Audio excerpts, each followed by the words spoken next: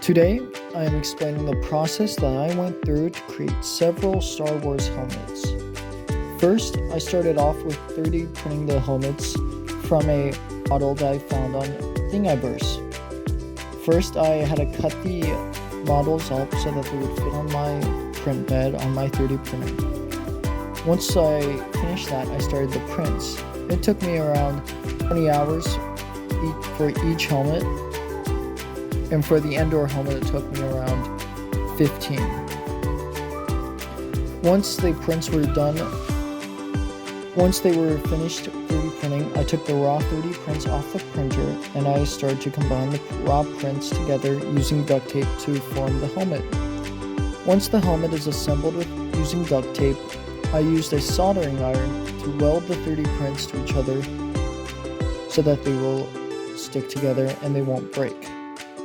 Once the helmet is welded together, I started to apply a substance called Bondo, which is an automotive body filler which I used to fill in the layers of the helmet so that I can sand it to make it smoother. After I applied the Bondo and let it harden for a day, I then began to sand the helmet. When sanding, I would make sure not to sand too much because when I do sand too much off of the helmet, I would have to reapply Bondo to the area and re-sand it. After I finished sanding the helmets, I started to apply multiple layers of primer, which allows the paint to stick to the helmet better. After spraying the helmet with primer, I sanded the helmet once again and prepare it for painting. After the primer dries, I start to paint with a base layer of green for the Endor helmet, and I use a white base layer for the Clone Trooper helmet. And once the layers of paint dry, I then start to apply weathering, which I use silver paint to signify.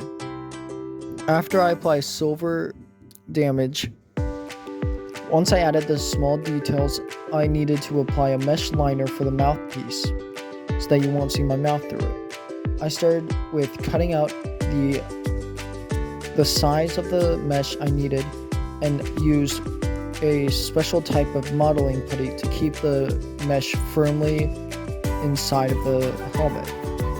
Once the mouthpiece is finished, I needed to measure out and cut a section of a welding mask for the eyes of the helmet. I used the same putty to keep the visor in place.